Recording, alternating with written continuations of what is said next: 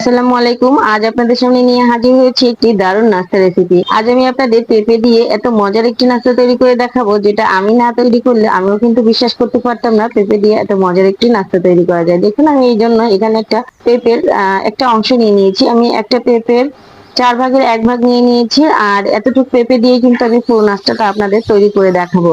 এই নাস্তাটা এতটা মজাদার, এতটা দেখতে সুন্দর, কালারফুল, কি বলবো। দেখুন, আমি এটাকে খোসাটা আলাদা করে নিয়েছি। আর এই যে পেঁপেটা দেখছেন, এই পেঁপেটা কিন্তু আমার নাস্তাটা তৈরি করতে কোনো কাজেই লাগবে না। আমি এটাকে ভাজি অথবা ভর্তা করে খেয়ে ফেলবো। আমার জাস্ট লাগবে এই খোসাগুলি।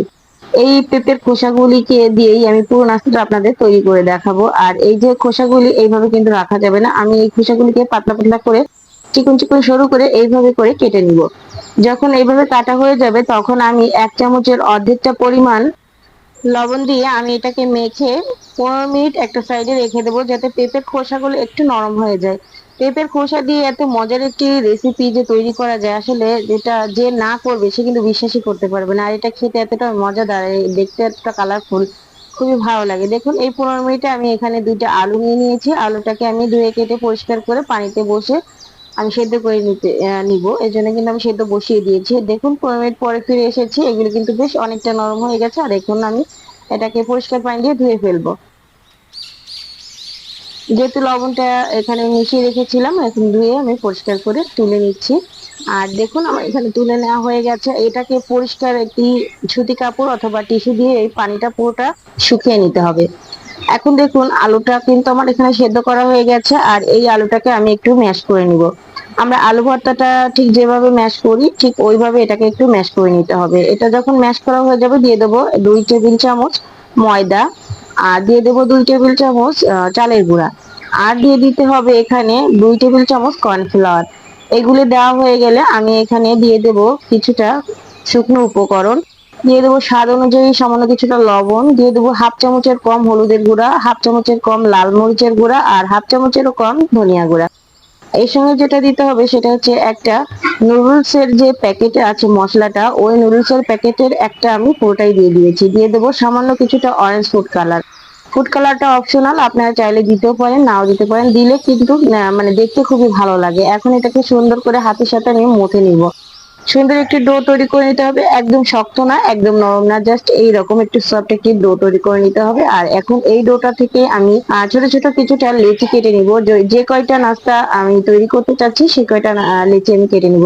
লেচিগুলো খুব বেশি ছোট করবেন না, খুব বেশি বড় করবেন না, মিডিয়াম ভাবে এইভাবে করে নিবেন। আপনারা জাস্ট এইভাবে একদিন নাস্তাটা করে দেখুন, খেতে কিন্তু আলহামদুলিল্লাহ অনেক বেশি ভালো লাগে। দেখুন, লেচিটা থেকে আমি একটু লম্বা লম্বা সরু করে কেটে নিয়েছি। আর যে পেঁপের যে আমি খোসাগুলো এখানে কেটে রেখেছিলাম, ওইগুলো দিয়ে আমি এখন একটা ডিজাইন করে নিচ্ছি। পেঁপের খোসাটা দিয়ে ঠিক এমন ভাবে ডিজাইন করতে হবে যে এটা মানে আমি বললে বোঝাতে পারবো না, আপনাদের একটু দেখে কষ্ট করে এইভাবে একটু বুঝে নিতে হবে। দেখুন, আমি এখানে 4টে পেঁপের মানে খোসার যে স্লাইস কেটে রেখেছিলাম, ওইটা 4টে অংশ নিয়েছি। আর এইভাবে করে ডোর চারিদিকে এটাকে কিন্তু আমি ঘুরিয়ে ঘুরিয়ে পেঁচিয়ে পেঁচিয়ে দিচ্ছি। জাস্ট একটু দেখেই কিন্তু বুঝতে পারবেন। যেসব রাঁধুনি আপুরা আছে তারা কিন্তু এগুলো দেখেই বুঝতে পারবে। জাস্ট চোখে দেখলেই বোঝা যাবে, বলার কিছু নেই। খুবই সহজ এবং ইজি। এটা এইভাবে ঘুরিয়ে ঘুরিয়ে দিলেই কিন্তু লেগে যাবে নাস্তাটার সঙ্গে। আর এই যখন আমার এইভাবে করা হয়ে যাবে, তখন আমি এটাকে গোল করে দিব। দেখুন, গোল করে দিলে দেখতে কতটা সুন্দর লাগছে, মাশাআল্লাহ। দেখতে যতটা সুন্দর, খেতে কিন্তু আলহামদুলিল্লাহ অনেক বেশি মজা। আর এইরকম কালারফুল যদি একটি নাস্তা বাচ্চাদের সামনে তৈরি করে দেওয়া হয়, তারা কিন্তু অনায়াসে খুব সহজে এটা খেয়ে ফেলবে। দেখুন, এইভাবেই কিন্তু আমি সেম ভাবে আমি আপনাদের আরো একটা তৈরি করে দেখাচ্ছি। এটা খুবই ইজি, জাস্ট আপনি একবার দেখলেই পারবেন। এই যে জাস্ট এইভাবে স্লাইস গুলো নিতে হবে, নিয়ে চারিপাশে এইভাবে করে প্রথমে একটু করে দিতে হবে, তারপরে এইভাবে ঘুরিয়ে ঘুরিয়ে দিবেন। আশা করি আপনাদের কাছে ভিডিওটি ভালো লাগবে। যদি ভালো লেগে থাকে অবশ্যই লাইক কমেন্ট শেয়ার করবেন এবং আমার চ্যানেলটি সাবস্ক্রাইব করে রাখবেন। এখনো পর্যন্ত যারা যারা আমার ভিডিওটি কন্টিনিউ করছেন, অবশ্যই লাইক করে দিবেন। আপনারা অনেকেই আছেন লাইক করতে ভুলে যান, আমি মনে করে দিলাম আপনাদের, এখনই প্লিজ একটি লাইক করে দিবেন। দেখুন, আমার কিন্তু পরবর্তী আরো একটা নাস্তা এখানে তৈরি করে নেওয়া হয়ে গেছে। আর আমি কিন্তু এইভাবে সবগুলি নাস্তা একই প্রসেসে তৈরি করে নিব। দেখুন, দেখতে কতটা সুন্দর লাগছে। আমার সবগুলি নাস্তা এখানে তৈরি করা হয়ে গেছে। দেখুন, আলহামদুলিল্লাহ কতটা মানে সুন্দর লাগছে। আর আমি এই নাস্তাগুলোকে একটা সাইড করে নিলাম। এখন এখানে দিয়ে দেবো আমি 2 টেবিল চামচ কর্নফ্লাওয়ার। আর এই যে নাস্তাগুলি আমি তৈরি করে রেখেছি, এই নাস্তাগুলি প্রত্যেকটি নাস্তা আমি কর্নফ্লাওয়ারে একটু কোট করে নিব।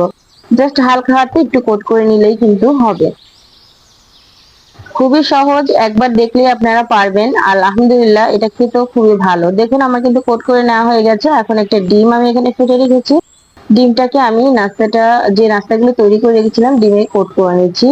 ডিমের ভেতরে একবার কোট করে দুইটা পাশ সুন্দর করে একটু কোট করে নিলাম, আর কোট করে আমি এখানে দিয়ে দেবো ব্রেড ক্রামের ভিতর। আমি এখানে কিছু ব্রেড ক্রামস রেখেছি, ব্রেড ক্রামে দিয়ে আমি এটাকে আবারও একটু কোট করে নিব। আমি কিন্তু একবার কোট করছি, আপনারা চাইলে কিন্তু এটা দুইবারেও কোট করে নিতে পারেন, কোনো সমস্যা নেই, খেতে আরো বেশি ভালো হবে। দেখুন কোট করার পরে এই যে নাস্তাটা দেখতে কতটা ইয়ামি লাগছে। এইরকম কালারফুল নাস্তা বড় থেকে ছোট সবাই কিন্তু খুবই পছন্দ করবে। আর এই যে নাস্তার ভেতরটা এতটা জুসি, উপরটা ক্রিসপি, খেতে আলহামদুলিল্লাহ অনেক বেশি মজাই ছিল। আমি এর টেস্টটা কিন্তু এখনো ভুলতে পারছি না, এতটাই মজাদার। দেখুন আমার কিন্তু সবগুলি নাস্তা এখানে তৈরি করা হয়ে গেছে, আর এটাকে আমি এই পর্যায়ে ফ্রিজে রেখে দিব 30 মিনিটের জন্য, যাতে করে এই যে ব্রেড ক্রামস গুলো আমি দিয়েছি এগুলো যাতে সেট হয়ে যায়। এই কারণে আপনারা অবশ্যই এগুলো তৈরি করে একটু নর্মাল ফ্রিজে রেখে দিবেন, যাতে করে ব্রেড ক্রামস গুলো পুরোপুরি সেট হয়ে যায়। 30 মিনিট পরে দেখুন আমি সরাসরি চুলায় চলে এসেছি, আর এখানে দিয়ে দিলাম পর্যাপ্ত পরিমাণে তেল। তেলটা হালকা গরম হয়ে আসলে আমি নাস্তাগুলো দিয়ে দিব। আমার এখানে টোটাল 8টা নাস্তা হয়েছে, আর আমি এখানে প্রথমে 4 পিস এবং পরে 4 পিস এইভাবে করে ভেজে নিচ্ছি। আপনাদের যদি বড় কড়াই হয় সেক্ষেত্রে কিন্তু আপনারা পুরোটাই করে নিতে পারেন, অথবা ফ্রাই প্যানে আপনারা পুরোটাই করে নিতে পারেন, যা যেটা সুবিধা হয়। দেখুন নাস্তাটা কিন্তু আমি উল্টো পাল্টে ভেজে নিয়েছি, আর দেখতে কতটা কালারফুল হয়েছে আপনারা দেখলেই কিন্তু বুঝতে পারবেন। দেখুন আমার কিন্তু একটা হয়ে গেছে, আর এখন আমি এগুলোকে তেল ঝরিয়ে তুলে নিচ্ছি। আর একই প্রসেসে আমি কিন্তু বাকি যে নাস্তাগুলি আছে ওই নাস্তাগুলো আমি ভেজে নিচ্ছি। এটা কিন্তু অবশ্যই মিডিয়াম হিটে ভাজতে হবে, হাই হিটে ভাজা যাবে না, লো হিটেও ভাজা যাবে না, মিডিয়াম হিটে 5 মিনিটের মতো, 4 থেকে 5 মিনিটের মতো ভাজলেই কিন্তু এটা ভাজা হয়ে যায়। সুন্দর একটা কালার যখন চলে আসবে আপনাদের পছন্দ অনুযায়ী, তখন কিন্তু আপনারা নাস্তাটা নামিয়ে নিবেন। আমি আমার পছন্দ মতো নাস্তাটা ভেজে নিয়েছি। আশা করি ভিডিওটি আপনাদের কাছে ভালো লেগেছে। আর এইরকম একটি ক্রিস্পি, উপরে ক্রিস্পি নিচে ভেতরে একদম সফট একটি নাস্তা আশা করি আপনাদের কাছেও খুবই ভালো লেগেছে। যদি ভালো লেগে থাকে অবশ্যই লাইক কমেন্ট শেয়ার করবেন এবং আমার চ্যানেলটি সাবস্ক্রাইব করে রাখবেন। যারা আজ আমার ভিডিওতে নতুন অবশ্যই একটি লাইক করে সাবস্ক্রাইব করে রাখবেন। সবাই ভালো থাকবেন, সুস্থ থাকবেন। আসসালামু আলাইকুম।